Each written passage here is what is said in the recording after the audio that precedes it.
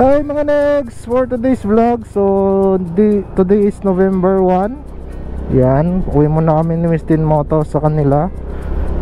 So isang motor lang ginamit namin, motor ni Miss Tin Moto, kasi nga maulan ngayon. Yan, dito kami sa terminal ng Puerto Princesa sa Barangay Irawan. So tingin muna kami dito ng pasalubong, kung may mabibilhan dito. Doon siguro. So angkas lang muna si Miss Tin Moto for today's vlog. Saan? Mr. Donut man yan. Hindi saan? Mr. Donut. Dunkin yung gusto niya, di ba? Kita mong naka ano?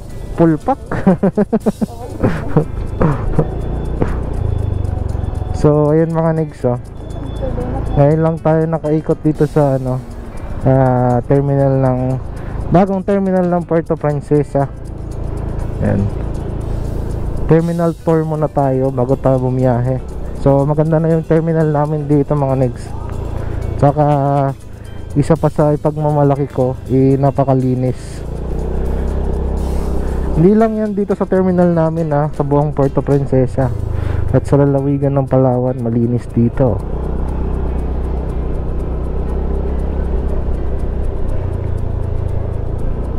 Bili ka na dun. Saan na yun? Dito? Makipark muna tayo dito. Pwede yan. Tanay mo dun magkano.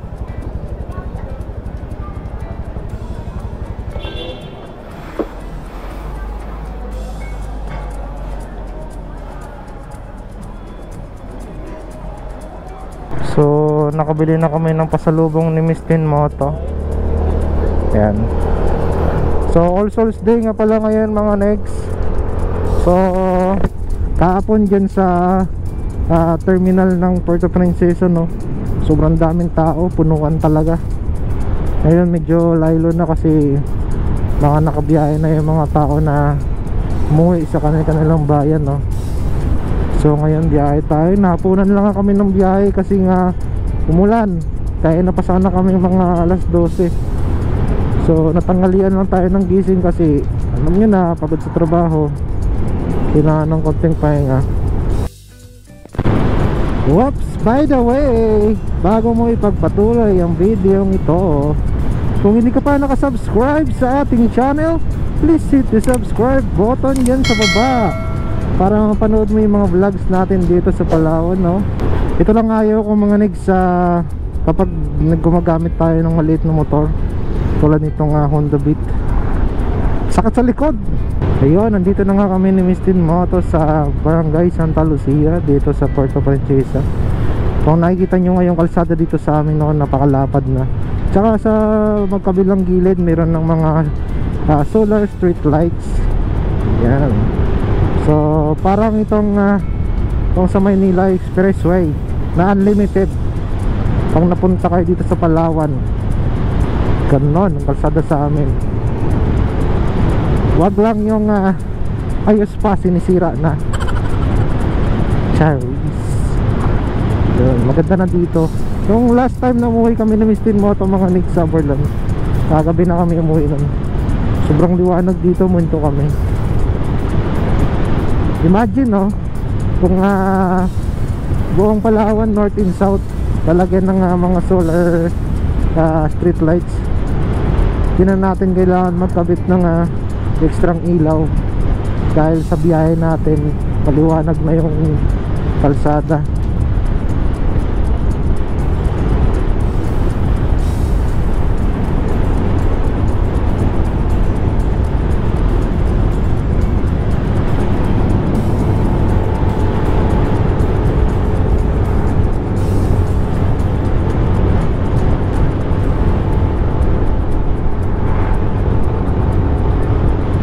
Hirap na hirap yung beat ni Miss Tin Moto.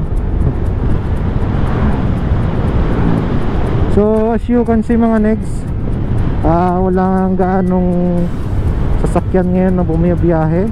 Tingnan nyo naman, no, napakalinis kasi gawa nga nung undas ngayon. So kahapon is bumiyahe na yung mga tao pauwi sa kanilang mga lugar, no. So ngayon bumisita na sila sa mga mahal sa buhay, no. So sa mga bumabiyahe dyan, ride safe always, chill ride lang. 60 nga lang takbo namin, no. So andito na kami ni Mistin Moto ngayon sa New Zigzag. Kung napanood nyo yung previous vlog natin, kaka-upload lang natin yun kagabi, no.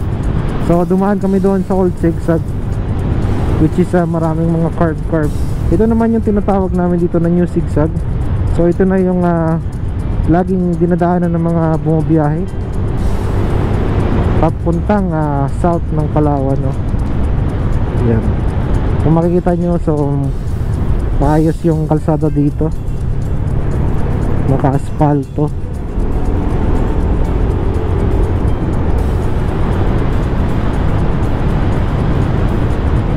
Medyo hindi pa nga inaabot ng widening dito mga negs, pero ganun pa man napakaayos pa rin ng kalsada natin dito.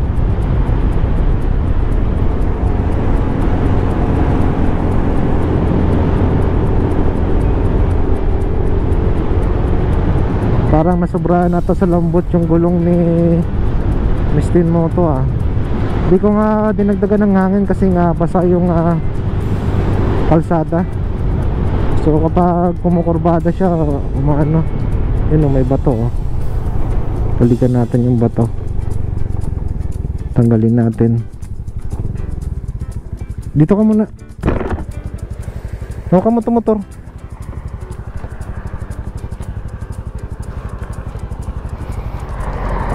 So may nakita na naman tayong bato mga negs, malaki to. Ahonin pa naman doon. So tanggalin natin. Ayan. Delikado pang nadaanan yung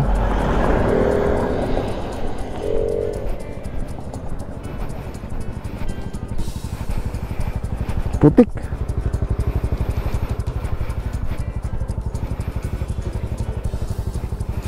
Let's go.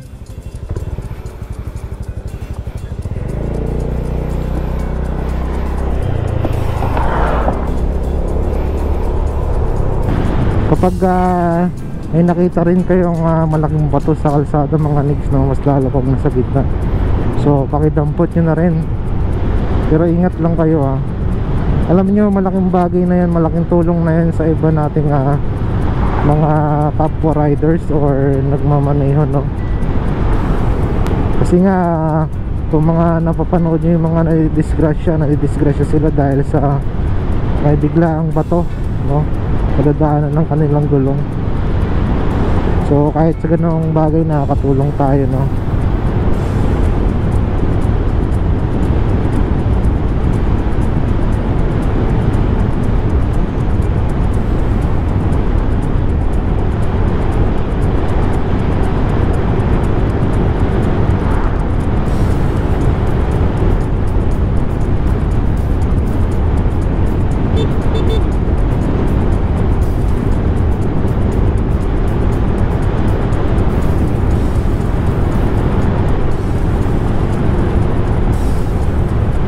Oh shit, nakagulat yung yung puno dito mga nik, natumba.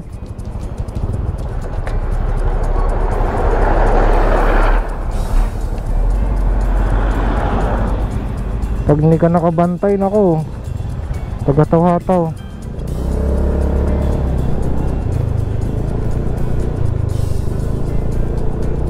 Picturean mo, i-post natin.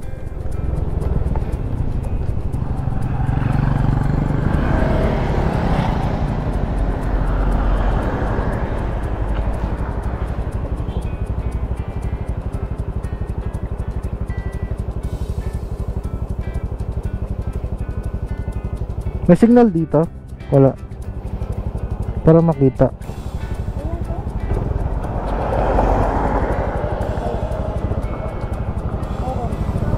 Ito pala banda mga next yung may banggaan na karaan, no?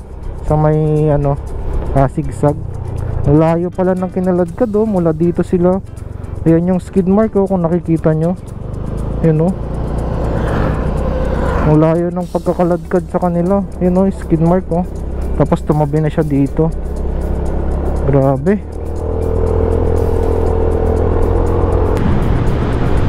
Dito na tayo mga next sa Inagawan. So ayun, inulan na nga tayo, pero ambon-ambon lang naman. Kaya pa, diretso lang. Diretso lang. Yan. So takbong pogi lang tayo, 80.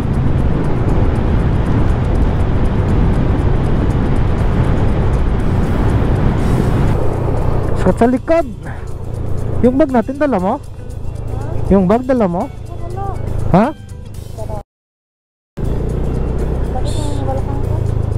Sakit sa likod ng motor mo. Ayun mga negs, nandito na nga tayo sa bayan ng Aborlan. Yan. So lagi nyo napanood sa vlog natin itong Aborlan ng mga negs. Kasi nga taga dito si Mistin Moto. Kung hindi nyo nakikilala si Mistin Moto, meron lamang siyang 84,000 followers sa Facebook ng mga negs. So visit nyo na rin yung kanyang Facebook page.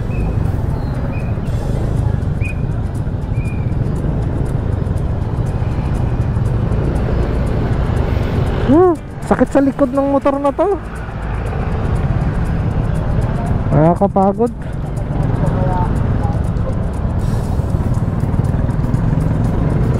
Wala kang bibilin? Weh.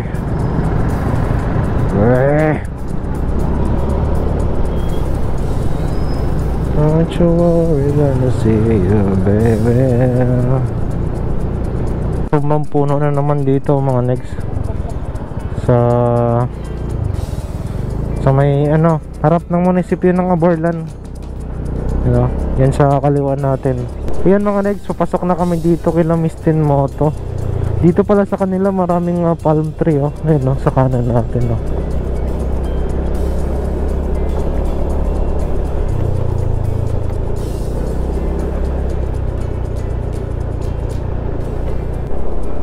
Ayan, malapit na kami kila Mistin Moto. Tingnan nyo naman yung tanawin dito sa kanila, oh.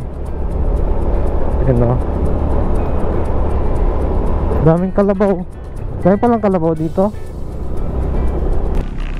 Okay.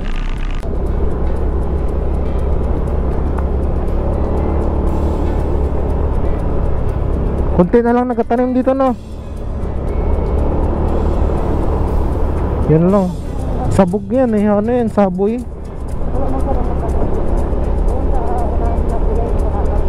Saan doon?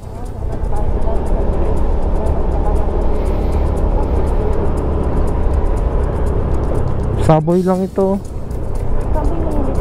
Ha? Kasi pagka yung tanim maganda.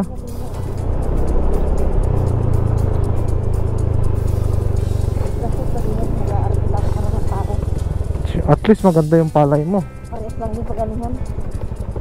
Bakit? Bakit? Saan pala ako maginto?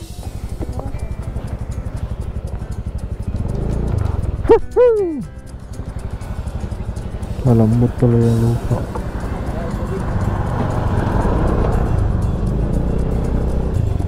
Basakan. Ilog.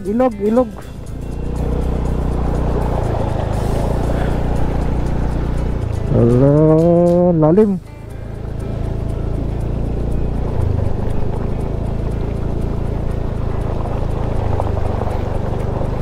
Baho, daming pantot dito.